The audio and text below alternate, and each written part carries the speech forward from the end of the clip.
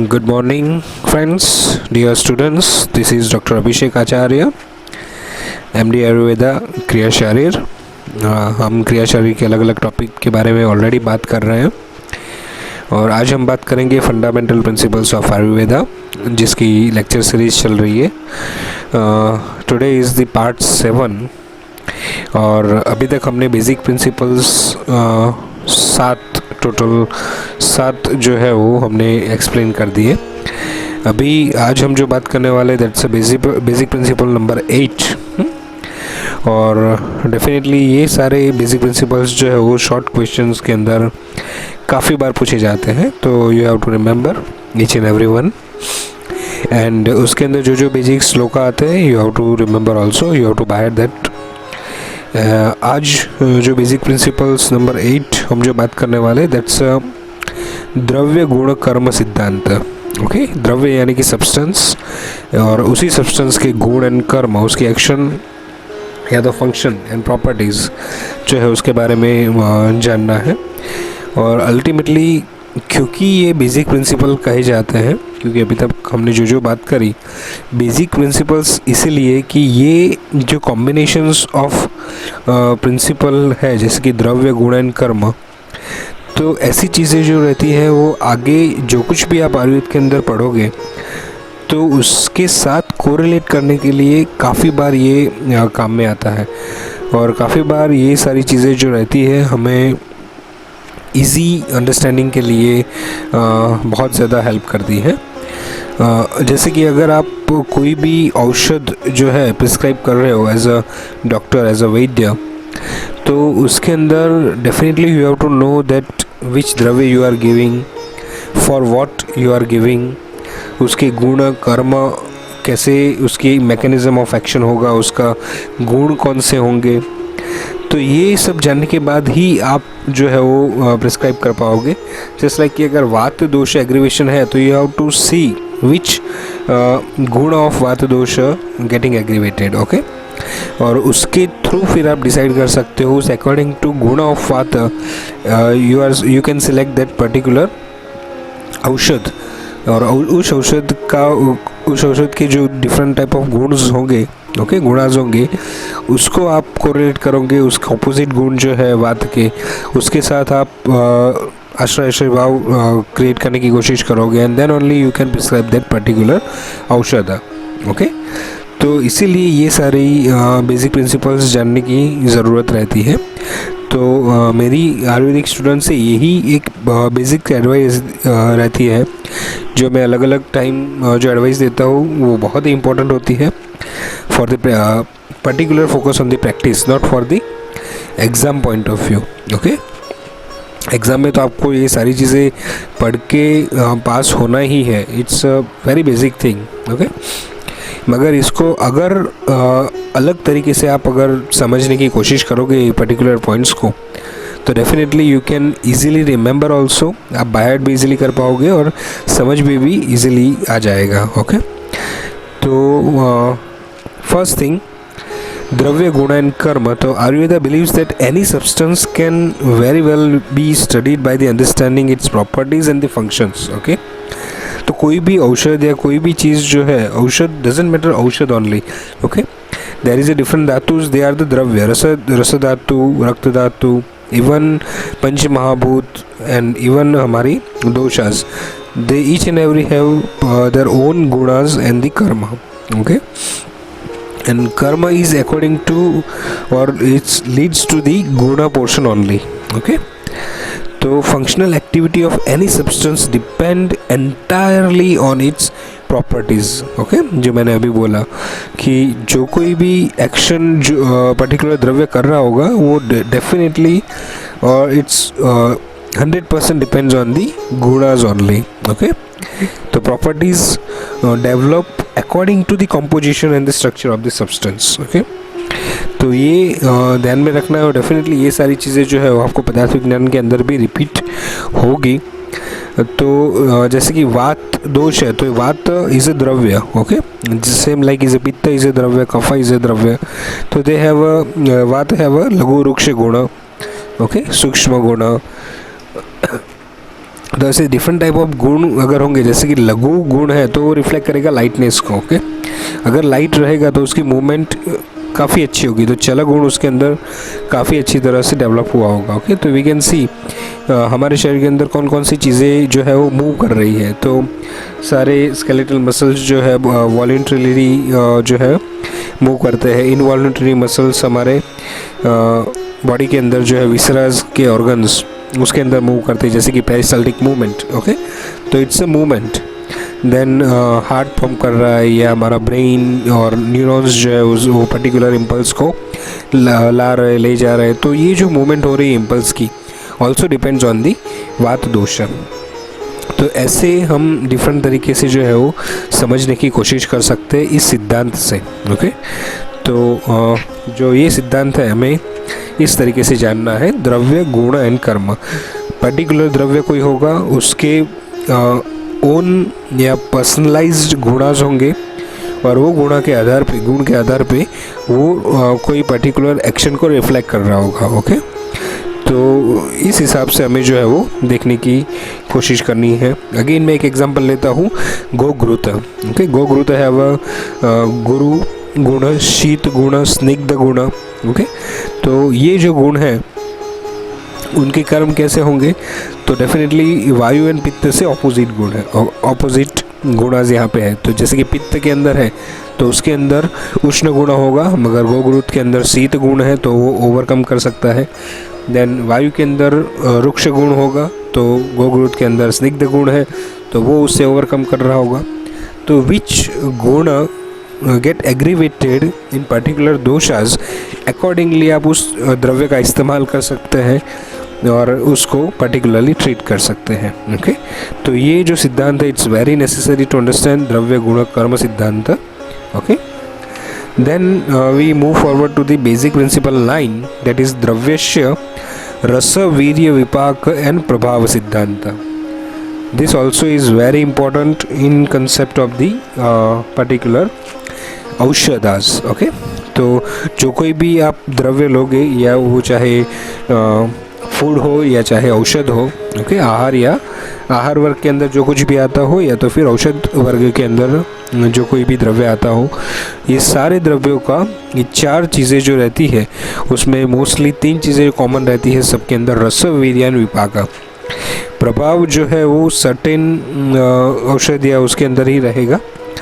तो rasa virya vipaka we have to explain properly, we have to know properly कि कैसे उसका एक्सप्लेनेशन हम कर सकते हैं। ओके, तो फर्स्ट थिंग इज़ रस, यानी कि कोई भी द्रव्य जो हम लेते हैं यानी कि इनटेक करते हैं ओरली, उसका रस कैसा होगा, यानी कि टेस्ट कैसा होगा। तो मधुर, अम्ल, लवण, कटु, तिक्त, कषाय, जो ये 6 रस है वो यहाँ पे हमें मेंशन करने हैं। देन वीर्य, तो एक्टिव प्रिंसिपल जो है उस पर्टिकुलर द्रव्य का, यानी कि डाइजेशन के बाद उसकी या तो ड्यूरिंग द डाइजेशन, ओके, वो द्रव्य कैसे रिफ्लेक्ट करता है। तो देयर इज 2 वीर्यज आर देयर, शीत वीर्य एंड उष्ण वीर्य। ओके, तो वो कोल्ड या ठंडी की तरफ वो एडमिट करता है, या फिर उष्ण यानी कि वार्मनेस की तरफ एडमिट करता है। ओके, और उसके बाद में जो होता है विपाक, यानी कि पोस्ट डाइजेस्टिव इफेक्ट। खाना हम खा लेते हैं, डाइजेशन हो जाता है, और उसके बाद में शरीर के अंदर कैसे रिएक्शंस कैसे रिफ्लेक्ट करता है सर्टेन लक्षणास के थ्रू, उसको विपाक कहा जाता है। Okay, and then vipaka is there is 3 vipaka, madhura, amla and katu vipaka. Okay, and the last one is prabhava. तो प्रभाव को ऐसा बोला जाता है कि जनरली कोई भी चीज़ को अगर हम एक्सप्लेन न कर पाए, ओके, तो उसको हम प्रभाव बोलेंगे। तो एक्टिव स्पेशल पोटेंसी जो डायरेक्टली हम एक्सप्लेन नहीं कर सकते कि कैसे वो काम कर रहा है। जैसे कि एक मैं एग्जांपल दूंगा, there is a haritaki named herb. Okay, हरितकी जैसे औषध है, तो हरितकी की काफ़ी सारी डिफरेंट जो होती है जात आ रही होती है, almost I think not exactly, बस 6 टाइप की उसकी जात है।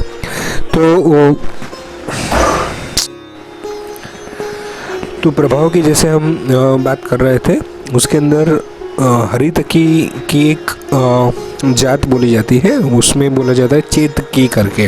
ओके, तो ये चेतकी का जो वृक्ष रहता है, अगर हम उसके नीचे खड़े रहते हैं तो जो विरेचन इफेक्ट है सिर्फ वो नीचे खड़े रहने से ही इफ़ेक्ट हो जाती है। ओके, यानी वो उसका प्रभाव है, उसको हमें इंटेक हरितकी के जैसे इंटेक करने की ज़रूरत नहीं पड़ती और ultimately results in the virechana.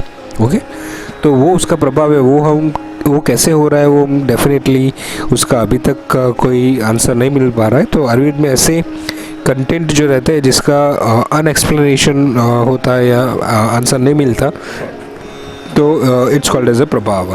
Okay, ये डेफिनेटली आपको सेकेंड ईयर के अंदर डिटेल के अंदर पूरा द्रव्य गुण विज्ञान जो है आपका वो सब्जेक्ट आता है, तो उसके अंदर ये पूरी तरह से आपको समझाया जाएगा। मगर for the first year you have to remember at least this much thing, रस वीर्य and विपाक।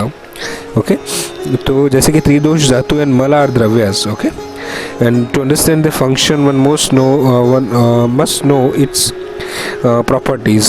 Then functions are the taking place according to its basic properties.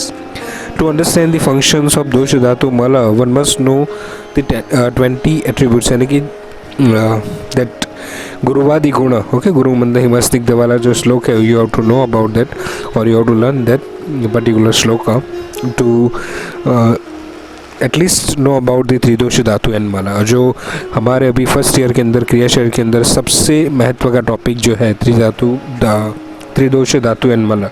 Okay, उसको समझने के लिए हमें वो गुरुवादी गुण आने चाहिए। द्रव्य किसे कहते हैं, जैसे कि यत्र आश्रिता कर्म गुणः कारणम समवायियत तद द्रव्यम। ओके, समवायी कारण यानी कि जो इंटीमेट कॉज होता है। ओके, जो अलग नहीं कर सकते आप उसे, the substance which is a intimate cause of properties and action. Okay, तो जो चीज़ या द्रव्य की डेफिनेशन दे रहे हैं हमें, तो ऐसी चीज़ जो है उसके पास प्रॉपर्टीज एंड एक्शंस के लिए कुछ है। ओके, उसे हम द्रव्य कहते हैं, जो जिसको कारण मिलता है प्रॉपर्टीज के थ्रू एक्शन करने के लिए। ओके, तो वो इंटीमेट कॉज को हम समवायी कारण कहते हैं और ऐसी चीज़ को हम द्रव्य कहते हैं। यानी कि जहाँ पे आश्रित होता है कर्म एंड गुण, यत्र आश्रिता कर्म गुणः, जहाँ पे कर्म एंड गुण आश्रित होते हैं और वो समवायी कारण के थ्रू अपनी एक्शन करते हैं, तो उसे बोला जाता है द्रव्य। ओके, तो जैसे कि पित्त इज अ द्रव्य। ओके, बिकॉज प्रॉपर्टीज लाइक उष्ण तीक्ष्ण and action like digestion vision temperature resides in the पित्त दोष। ओके, तो पित्त के अंदर ये सारी चीज़ें रहती है, जैसे कि उसके गुण रहते हैं उष्ण एंड तीक्ष्ण एट्सेट्रा, एंड उसकी एक्शन रहती है डाइजेशन एट्सेट्रा। तो इस हिसाब से हमें देन सेकेंड इज गुण, समवायितु निश्चेष्ट कारणम गुण। ओके, समवायितु निश्चेष्ट कारणम गुण, the factor which remains intimately connected with द्रव्य but inactive by itself is called as a गुण। ओके, तो उष्ण जो है वो एक्चुअली कुछ काम नहीं करता जब तक वो द्रव्य के साथ समवायता से जुड़ता नहीं है। ओके, वैसे ही शीत ऐसी जो चीज़ होती है वो द्रव्य के बिना कुछ काम नहीं करती, तो इनएक्टिव बाय द इटसेल्फ, अगर वो अकेले कुछ होते हैं तो वो इनएक्टिव कहे जाते हैं, तो उसको हम गुण कहेंगे। समवायितु निश्चेष्ट कारणम गुणः। ओके, तो उष्ण ऐसा कुछ चीज़ जो है वो एग्जिस्ट नहीं करेगी जब तक वो पित्त के साथ नहीं जुड़ेगी। ओके, तो पित्त इज अ द्रव्य एंड उष्ण इज अ गुण। Okay, for example ushna and tikshna are the properties of the pitta dosha. They are intimately related with the pitta dosha, but they by themselves are inactive. They do not do the function of the digestion temperature regulation through the media of pitta dosha. Okay, तो ये clearly हमें समझना है कि गुण जो है वो अकेले काम नहीं करता, उनको हमेशा द्रव्य का सहारा चाहिए होता है। Okay, to be clear in these two topic dravya and guna. Okay, the third one is a gunas. उस गुणाज के अंदर कौन कौन से गुणाज होते हैं, तो फर्स्ट थिंग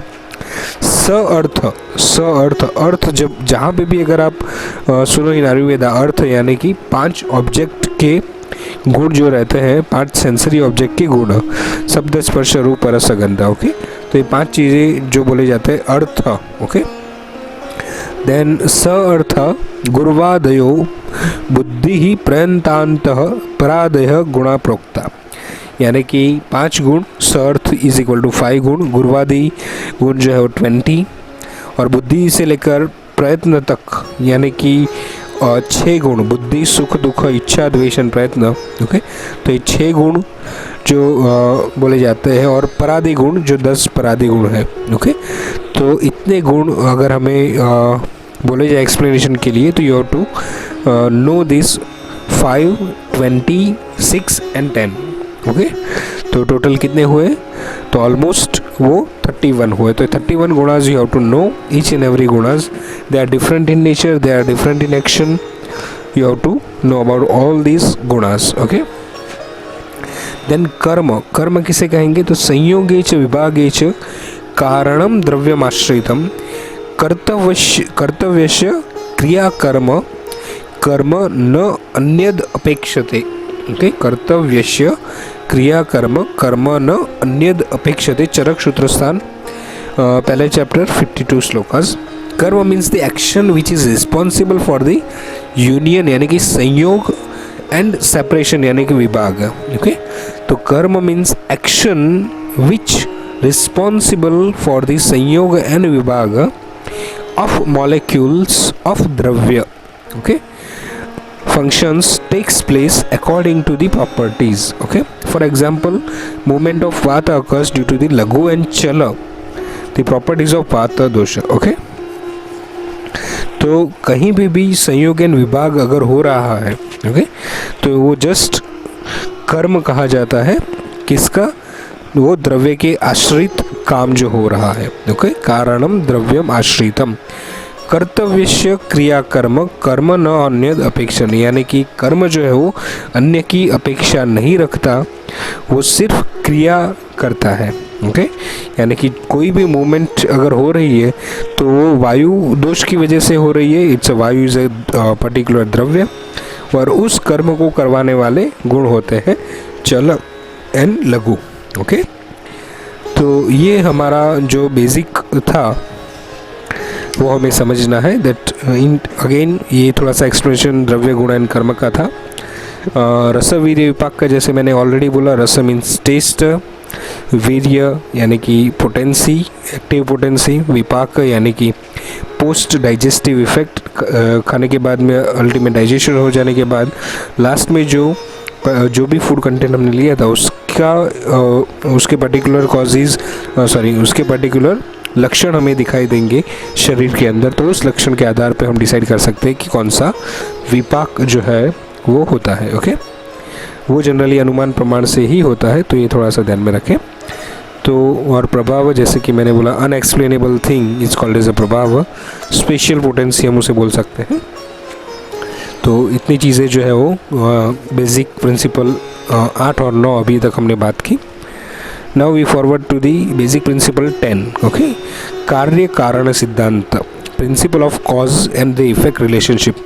ये अभी के मॉडर्न साइंस के अंदर भी ये पूरा प्रिंसिपल जो है बहुत ही ज़्यादा कारगर साबित हो रहा है। कार्य कारण सिद्धांत, cause and the effect relationship, इन कोई भी जो हमारी साइंटिफिक ब्रांच है उसके अंदर ये कॉज एंड इफेक्ट जो रिलेशनशिप वो बहुत ही ज़्यादा एक्टिवली पार्टिसिपेट करके वो अभी प्रूव हो रहा है, ओके। जैसे कि केमिस्ट्री है या फिज़िक्स है, तो उसके अंदर भी कॉज एंड इफेक्ट रिलेशनशिप बहुत ही ज़्यादा मायने रखता है।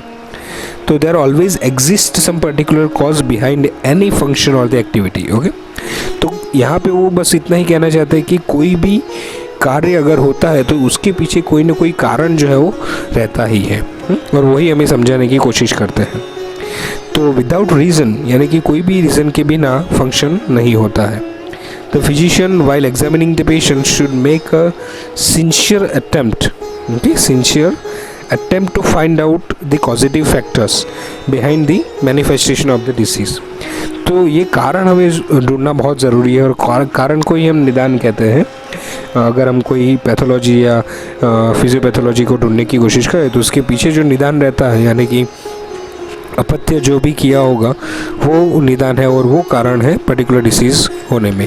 यानी कि अगर हम देखें तो प्रमेय के अंदर जो निदान बोले गए हैं, तो जैसे कि बैठे रहना, सोए रहना, कुछ काम नहीं करना, तो ये सारे निदान जो रहते हैं अगर हम लंबे समय तक उसको ग्रहण करते रहेंगे तो अल्टीमेटली प्रमेय जो है, प्रमेय जैसा डिसीज़ वो मैनिफेस्ट हो सकता है।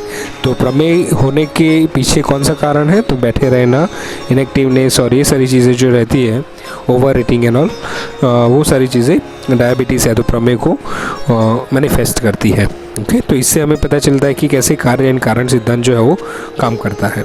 यानी कोई भी फंक्शन होगा उसके पीछे कोई ना कोई कारण रहा ही होगा, ऐसा हमें कन्फर्मली मान लेना है। ओके, और इसी को ये सिद्धांत जो है वो कहा जाता है। तो sometimes the causative factors are vivid definitely and other times hidden. कई बार हमें पता ही नहीं चलता अगर हम अच्छी तरह से उसे डायग्नोस ना करें। तो ये थोड़ा सा ध्यान में रखें कि हमारा डायग्नोस और क्लियरिटी जितनी ज़्यादा अच्छी होगी उतना ही अच्छी तरह से हम उसको निदान जो है वो कर पाएंगे। After understanding the fundamental principles let us see the details और द दोष धातु एंड द मल। ओके, तो इतनी जो चीज़ें हैं बेसिक कार्य कारण सिद्धांत, देन द्रव्य रस वीर्य विपाक सिद्धांत एंड दी द्रव्य गुणकर्म सिद्धांत। तो हमारे जो बेसिक प्रिंसिपल्स हैं यहाँ पे वो ऑलमोस्ट जो है वो ख़त्म होते हैं। ओके, तो इसके बाद में थोड़ा सा हम श्रोतस के बारे में बात करेंगे। श्रोतस यानी क्या? Okay, it's very necessary to understand. तो इन जनरल लेमन लैंग्वेज में हम श्रोतस को चैनल्स के साथ में कोरिलेट करते हैं।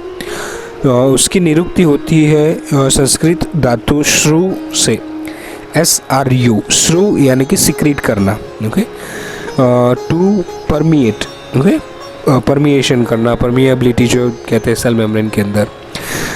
तो the structure through which substance is either secreted or the circulated or transported is called as a srotas. Okay, secretion एक जगह से होता है, then it moves to one place to the another place and the ultimately एक जगह पे उसकी effect होगी।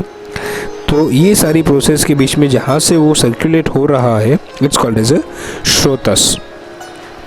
वैसे तो आयुर्वेद के अंदर इनन्यूमरेबल यानी कि असंख्य श्रोतस कहे गए हैं, मगर फिर भी ग्रॉसली उन्होंने 13 श्रोतस जो है वो लिखे हुए हैं, मगर उसके अंदर भी there are +3 srotas are there, means total अगर हम देखने जाए तो 16 श्रोतस आर देयर। ओके, 16 श्रोतस जो है वो मेनली डिस्क्राइब करे हुए हैं। मैं सिर्फ यहाँ पे अभी नाम बोल रहा हूँ। देयर इज़ अ प्राण वह श्रोतस, अन्न वह श्रोतस, उदक वह श्रोतस, रस वह श्रोतस, रक्त वह श्रोतस, मांस वह श्रोतस, मेदो वह श्रोतस, अस्थि वह श्रोतस, मज्जा वह श्रोतस, शुक्र वह श्रोतस, पुरीष वह श्रोतस, मूत्र वह श्रोतस, स्वेद वह श्रोतस, आर्तव वह श्रोतस, तन्य वह श्रोतस एंड मनो वह श्रोतस। तो डलहन ने जो है वो टीका की है श्रोतस की डेफिनेशन के ऊपर। तो उन्होंने लिखा है खानी श्रोतांसी, ख यानी कि आकाश महाभूत। ओके, तो जहाँ पे आकाश महाभूत का प्राधान्य रहता है तो उस जगह को या तो उस स्ट्रक्चर को हम श्रोतस कहेंगे। ओके, दोज स्ट्रक्चर हैविंग ख यानी कि आकाश महाभूत प्राधान्यता इट्स कॉल्ड एज अ श्रोतस। तो खानी श्रोतांसी ये एक छोटा सा वर्ड्स याद रहना चाहिए सबको।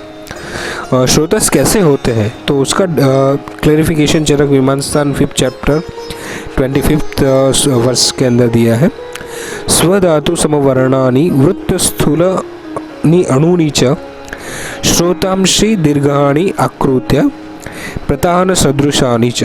ओके, तो colour of the srotas is similar to the particular dhatus. Okay, स्वधातु समवर्णानि, तो अगर रस वह धातु होगा, रक्त वह धातु होगा तो उसके श्रोतस भी उसके कलर के हिसाब से रहेंगे। वृत्त, स्थूल और अणुनीच है। ओके, तो वो जनरली वृत्त यानी कि राउंड होंगे, स्थूल यानी कि मोटे होंगे, अणु यानी कि बहुत ही ज़्यादा माइन्यूट भी होंगे। तो there is a varieties of srotas in context to the structure. स्थूल यानी कि बड़े एंड वृत्त यानी अणु यानी कि छोटे। तो उसका आकार कैसा होगा, गोल होगा और बड़े या छोटे के डिवाइडेशन के अंदर उस स्रोतस रहते हैं। स्रोतांशी दीर्घाणी आकृत्या प्रतान सदृशानी च, यानी कि अगर आप कोई भी लीफ उठा लो, नीम लीफ हो या फिर कोई भी दूसरा लीफ, तो उसके अंदर आपको जैसे ही सिरा जैसा दिखेगा, एक स्ट्रक्चर जाले जैसा, तो वैसे ही हमारे स्रोतस जो होते हैं वो बॉडी के अंदर रहते हैं, वैसे ही उनका डिवाइडेशन रहता है, वैसे ही उनका स्ट्रक्चर रहता है। Okay, then definition of the srotas, मूलात् खादांतरम देहे प्रसृतम त्वभिवाहियत्। ओके, मूलात् खादांतरम देहे प्रसृतम तु अभिवाहियत् श्रोतांसि तद इति विज्ञेयम सीरा दमनी वर्जितम। इट्स वेरी नेसेसरी और important shloka to understand exactly what srotas is. Okay, तो srotas can be defined as a structure whose मूलस्थान है, यानी कि रूट। ओके, मूलात खादांतर देह, मूल होता है उनका, और वहाँ पे जो कैविटी रहती है वो उसको ख महाभूत यानी कि आकाश महाभूत का प्राधान्यता रहते हैं। प्रसृतम तु अभिवाहित यत्। ओके, तो देह के अंदर पूरी तरह से उसका प्रसरण होता है, यानी कि वो जो मैंने लीफ की जो एग्जांपल दी थी, ओके, प्रतान सदृशानी है, जो लीफ की तरह, जैसे ही लीफ के अंदर जो वेन्स पूरे लीफ के अंदर डिस्ट्रीब्यूट होती है, वैसे ही हमारे शरीर के अंदर ये स्रोतस जो है वो फैले हुए हैं। ओके, स्रोतस तद इति विज्ञेयम सिरा दमनी वर्जितम, यानी कि मूलात खादांतर देहे, तो कैविटी जो है वो ख महाभूत से प्राधान्य है और हमारे शरीर के अंदर पूरी तरह से फैले हुए हैं, मगर फिर भी इसको सिरा दमनी नहीं मानना है। ये उन्होंने क्लियरली बोला है।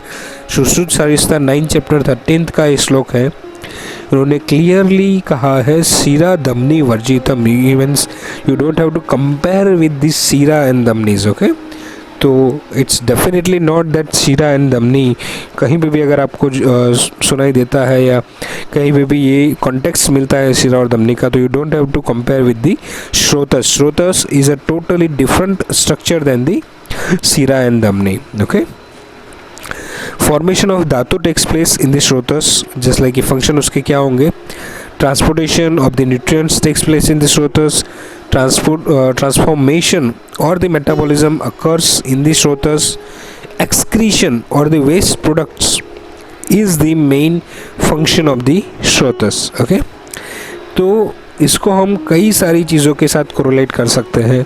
श्रोतस is a vast concept of the Ayurveda, minute concept of the Ayurveda, जिसको एग्जैक्टली कोरिलेट करना इट्स वेरी डिफ़िकल्ट। ओके, तो श्रोतस को हम अपने एंडोक्राइन सिस्टम के साथ में कोरिलेट कर सकते हैं, क्योंकि वो हमारी धातु को नरिश करने के लिए, जैसे कि GH hormone, okay, growth hormone, तो हमारी वो प्रोटीन मेटाबॉलिज्म, हमारे कार्बोहाइड्रेट मेटाबॉलिज्म और ये सारी चीज़ों के ऊपर ध्यान रखते हैं।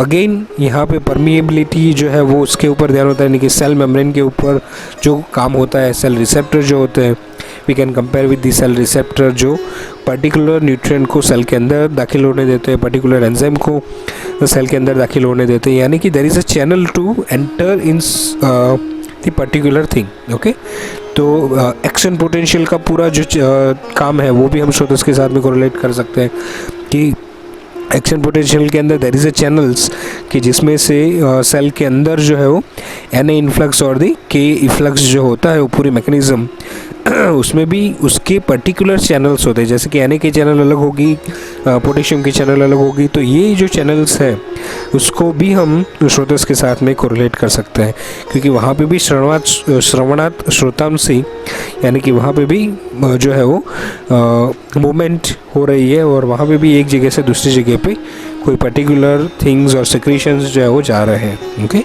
तो हम एंडोक्राइन सिस्टम के साथ में कोरिलेट कर सकते हैं इसको, हाँ, नर्वस सिस्टम के साथ भी कोरिलेट कर सकते हैं, सेल मेम्ब्रेन के साथ में कोरिलेट कर सकते हैं, दैट रिसेप्टर के साथ में कोरिलेट कर सकते हैं। तो ऐसी कई सारी चीज़ें हैं जिसके साथ में हम श्रोतस का कोरिलेशन कर सकते हैं। ओके, रसवर श्रोतस, तो वी कैन अज्यूम कि कार्बोहाइड्रेट मेटाबॉलिज्म जो होगा वो रसवर श्रोतस के अंदर आएगा। रक्तवर श्रोतस यानी कि प्रोटीन मेटाबॉलिज्म जो है वो रक्तवर श्रोतस, रक्त एंड मांसवर श्रोतस के अंदर आएगा। मेदोवर श्रोतस यानी कि हमारा पूरा lipolysis and all this thing, वो मेदो वह स्रोतस के अंदर आ सकता है। अस्थि वह यानी कि calcium, serum calcium and the bone calcium, ये दोनों को अगर हम मिला दे तो वो अस्थि वह स्रोतस के अंदर आएगा। सेम एज मज्जा वह स्रोतस मीन्स हमारा नर्वस सिस्टम के साथ में अगर कोलेट करें हम, तो मज्जा वह स्रोतस जो है वो माइलिन शीट फॉर्मेशन के लिए काम में आता है, देन एरिथ्रोपोइसिस के अंदर काम में आएगा। तो ऐसी चीज़ों के साथ में शुक्र वह स्रोतस यानी कि सेमिनिफेरस टिब्यूल्स जो हम बोलते हैं, उसको अगर इसके साथ में कोरिलेट कर सकते हैं। आर्तव वह स्रोतस यानी कि फेलोपियन ट्यूब से लेकर गर्भाशय से लेकर सर्विस तक जो बाहर निकलना, पूरी जो चैनल है वो डेफिनेटली वी कैन से दी आर्तव वह स्रोतस।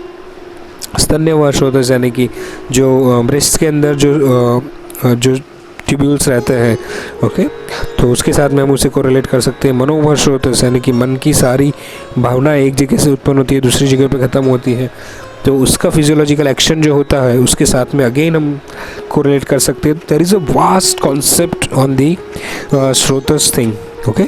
तो definitely you can understand with the इसको डायरेक्टली जो है वो क्या बोलते हैं, कोरिलेट करने की कोशिश न करें तो अच्छा रहेगा, नहीं तो स्रोतस बहुत ही ज़्यादा कॉम्प्लिकेटेड हो जाएगा। मगर स्रोतस इसीलिए इम्पोर्टेंट है बिकॉज धातु जब दोष दुष्य सम्मोर्चना होती है तो डेफिनेटली स्रोतस जो है वो बिगड़ते हैं, और अल्टीमेटली स्रोतोदुष्टि लक्षणाज एंड ये स्रोतोदुष्टि कारणाज, ये सारी चीज़ें हमें फाइंड आउट करने की ज़रूरत रहती है जब हम ट्रीटमेंट करने की कोशिश कर रहे हैं तब, ओके। तो इतनी चीज़ें हमें स्रोतस के बारे में थोड़ी बेसिक जो है वो याद रखनी है। देन मूल स्थान ऑफ द स्रोतस यानी कि the controlling organs of the srotasas, okay. तो जो रूट होता है या जहाँ से स्रोतस पैदा होते हैं या शुरुआत करते हैं स्रोतस अपना, उसको हम मूल स्थान कहते हैं। Mula sthana are the site of the utpatti, formation और the vahana transportation of a particular substance to which the srotas belongs. They can also be the easiest site for the examination of that Shrotas, okay. So Moolasthana of Shrotas controls all other organs related to the channel.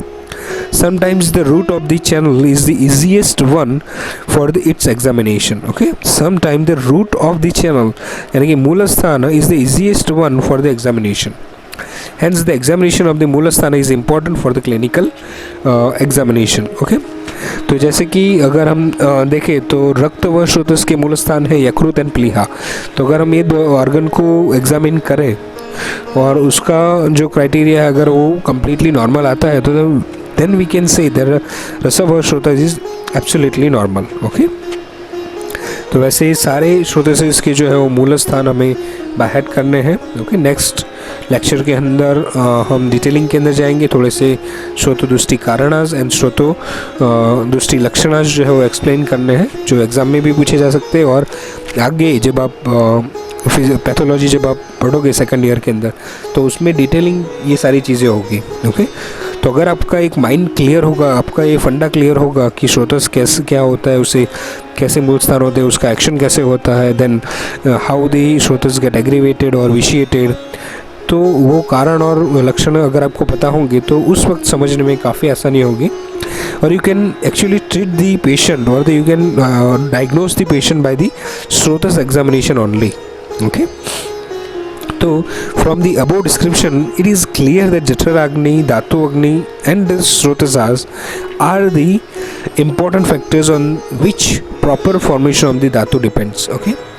So along with the doshas, dhatu and the malas, srotas also plays important role in the maintaining health, okay.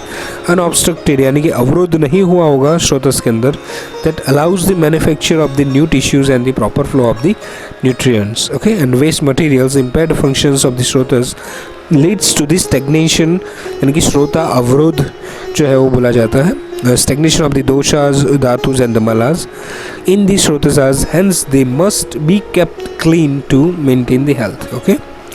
मूल स्थान सिर्फ मैं यहाँ पे थोड़ा सा explanation दे देता हूँ आपको।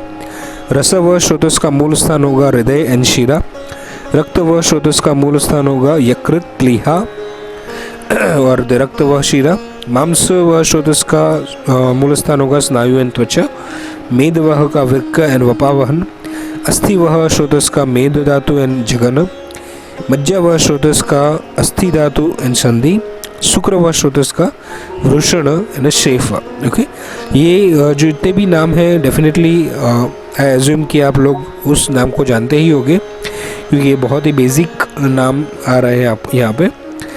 तो एक एडवाइस और एक होमवर्क मैं यहाँ पे देना चाहूँगा सारे स्टूडेंट्स को, कि एक बार रसव, श्रोतस एंड हृदय एंड शिरा जैसे कि है एग्जाम्पल, फॉर एग्जाम्पल, उसे कोरिलेट करने की कोशिश करें मॉडर्न के साथ में, और कैसे वो एक्शन कर रहा होगा वो थोड़ा सा एक नोट बनाने की कोशिश करें, जो आपको फ्यूचर में अपने लिए, हाँ, तो फ्यूचर में आपको बहुत ज़्यादा क्लियरेंस मिलेगी जब आप डायग्नोसिस कर रहे होंगे।